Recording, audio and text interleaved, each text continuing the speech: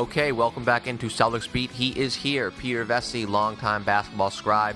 Spent many of his years writing for the New York Post, covering the NBA, and our chat today with Peter is brought to you by Audible. Audible is the leading source of audiobooks online with over 180,000 downloadable titles to choose from fiction to nonfiction to periodicals. Audiobooks are great to listen to wherever you are and whenever you want, and for our Celtics Beat audience members, Audible is offering your first audiobook for free to give you a chance to try out, for my money, one of my favorite sources going. Log on to audiblepodcast.com/Celtics to grab your free audiobook. That's audiblepodcast.com/Celtics. And I personally cannot thank Audible enough for not just supporting this podcast, but for the service they provide. That's audiblepodcast.com/Celtics. All right, so Peter, I have to ask you, right off the bat, before we get into the NBA Finals, obviously Game 2 is we played later tonight. Alvin Gentry, he's back in the NBA. I have to get your take sort of on this. Well, he hasn't been out of the NBA. He's, with the Warriors as their associate assistant.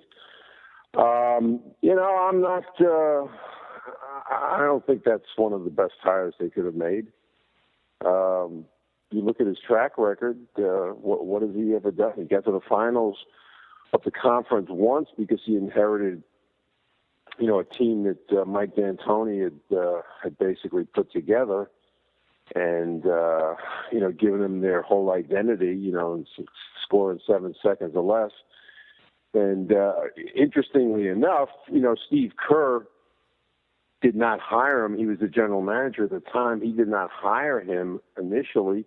He hired Terry Porter, and then midway through the season at the All-Star game, in fact, I broke that story at the All-Star game in Phoenix, that he was going to fire Terry Porter because Porter was not playing up-tempo, and Gentry was his assistant coach. So when he fired Porter, he hired Gentry. And then they got to the finals the next year of the conference. But other than that, I think one other year in his history, he's been over 500. Now, I get it; he's had some bad teams, but I never looked at Gentry as the guy you want to hire to go to the next level. After Monty Williams, I thought Monty Williams did a real good job considering all the injuries they had. So I think they could have done a lot better. Yeah, I would also say so, too, and I'm probably going to touch upon it a little bit later. I look at a guy like Gentry as sort of like the ultimate retread, almost like the Norv Turner, who seems to keep weaseling his way into head coaching jobs in the NFL. But it is the NBA Finals. It's sort of, I definitely want to get going. Obviously, I think really to ease away into the discussion, Game 1 was played back on Thursday. What's sort of your take from what you saw back there on Thursday night? Well, the biggest thing I come away with it is that Kyrie Irving is injured. And when he went down, it looked bad. It looked bad after the game when he was on crutches, and continues to look bad. So I tweeted, Warriors in 4, because without him, it will be Warriors in 4. It'll be a reenactment of the 1975 championship series when the Warriors upset the Bullets.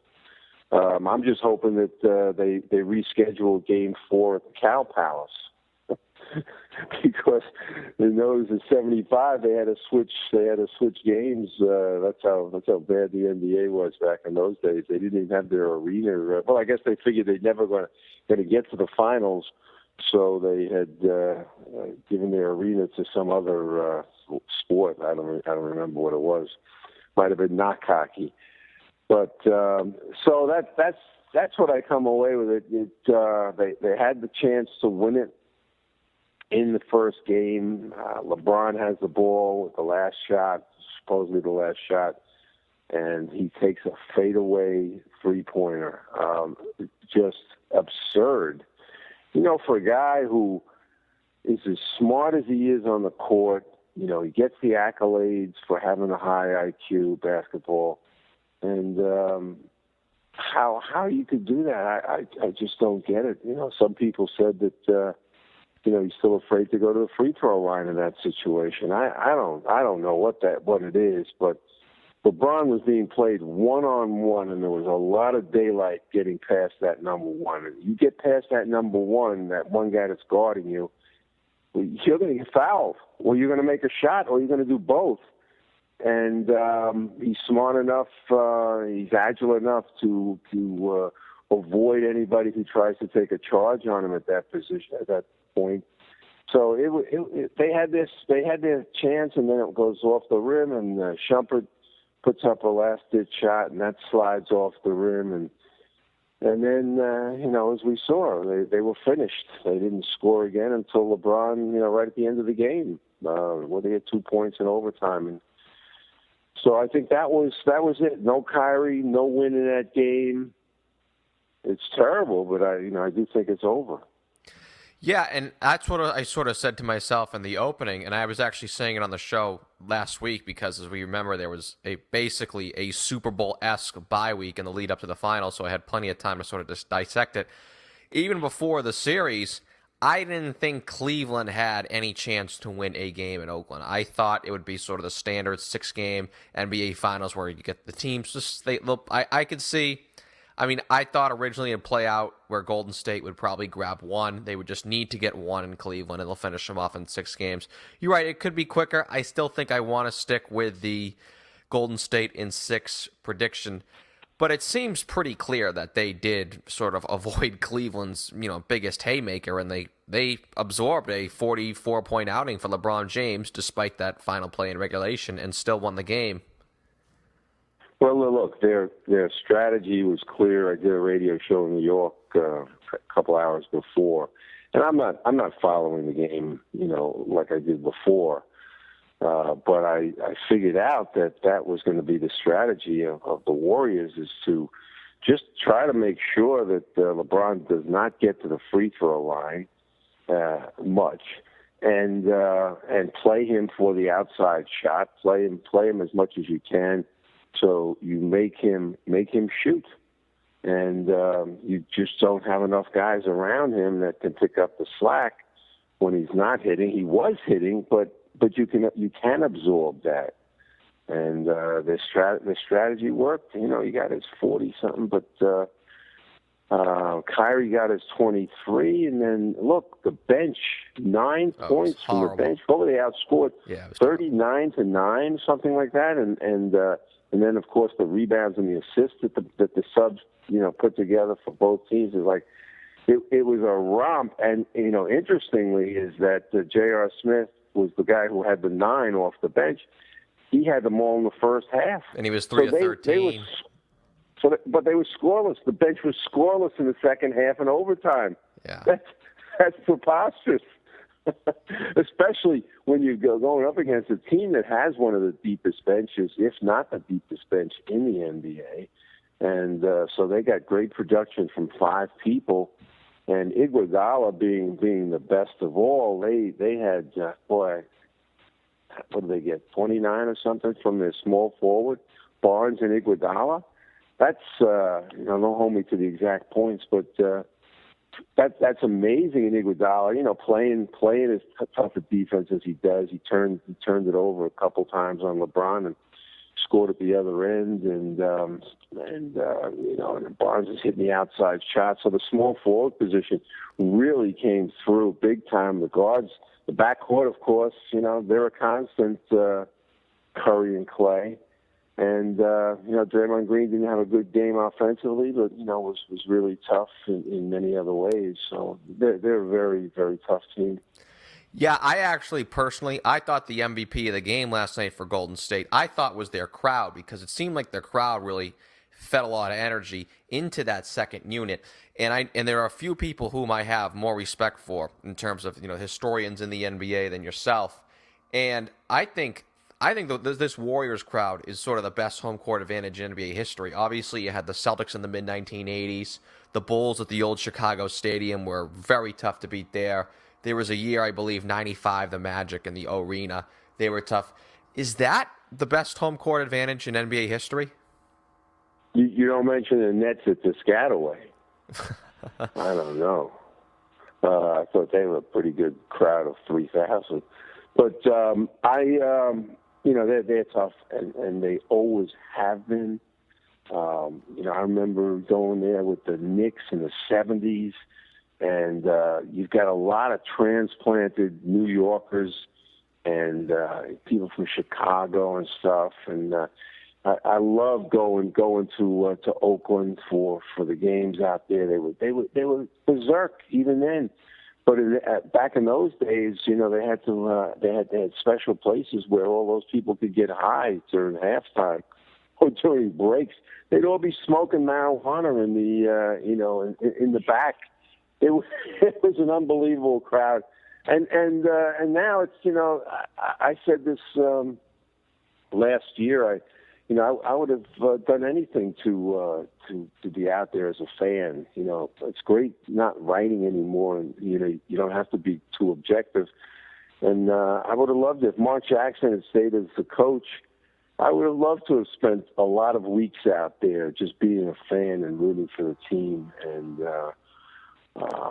so yeah, but you say the fans yesterday. The fans really were sitting on their hands until that second unit started scoring when they were down, 12. So, and Livingston came in and Barbosa and Iguodala, and they started bringing them back, and that's when the fans really went nuts. It was the second unit that deserved the MVP of that game. Oh, they really turned the game around because their starters, I thought, probably had a B- game. I know Barnes made some shots.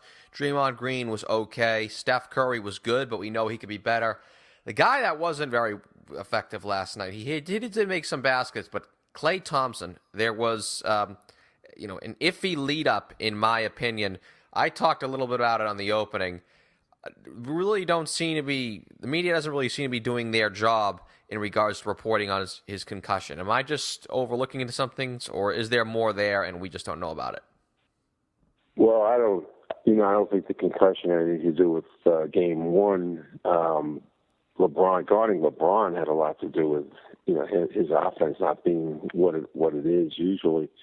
And, he's a real good defensive player. It takes a lot out of him to play the defense on LeBron.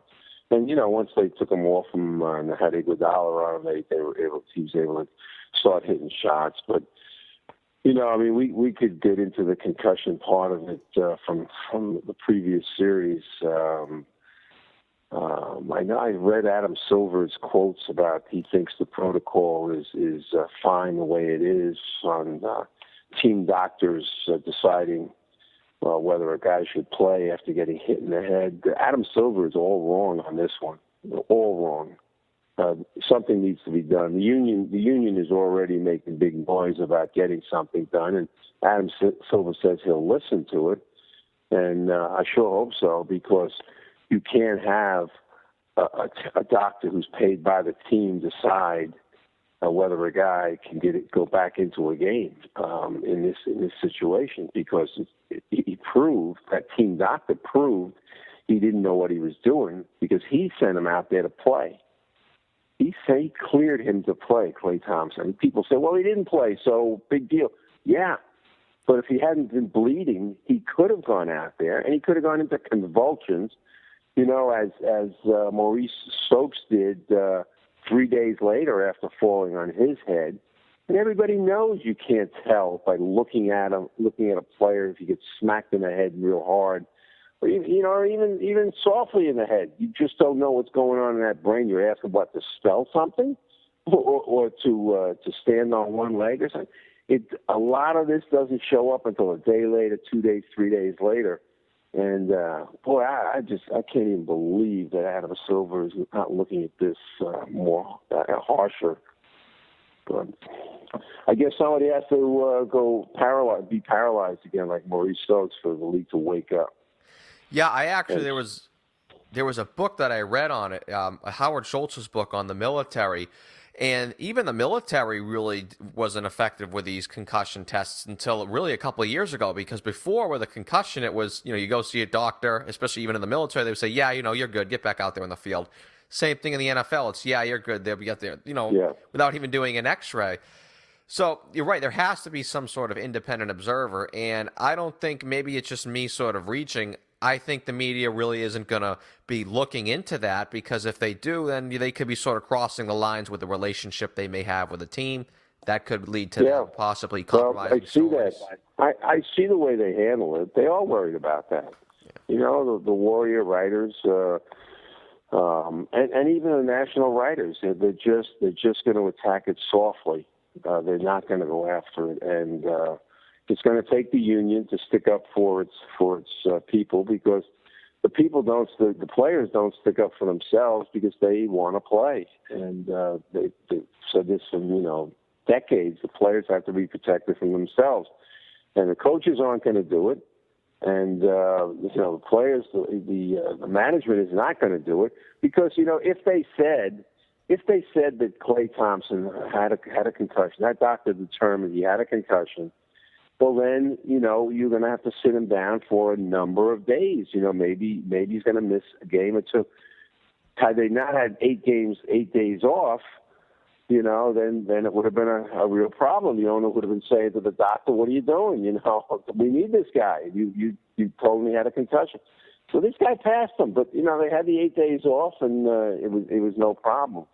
But in the what was it, 2 years ago, the Nuggets during the Nuggets series with the first round with the Warriors, Harrison Barnes hit his head, and he was cleared to play, and turned out he had a concussion, and same doctor. So I'll tell you, and he did play. Harrison did play. He went back in the game, and he wasn't right. And then Mark Jackson asked him, how you feel? He said, "I'm not feeling good." He sat him down. But it took the coach and the player, thank God, to do something. But what if he hadn't? What if he kept playing? So, boy, I don't know. I do know. The union's going to have to protect it, because obviously the league is not going to do what it's supposed to. And it's amazing, since they had the NFL, made all the mistakes, all the people with dementia from concussions, and no, we're good. This is good. This is good protocol. Whoa. Yeah, Sometimes I wish I had a column. Well, you do have your memoirs coming out. Before we get you out of here, I'd love to sort of ask on any updates on that for us in the audience. I wish I did. I've written 2 chapters, and it's not the easiest thing to do for me. For some reason, I need a good editor and some organization. But I've written 2 chapters. One was on Jordan, and one was on the Rucker.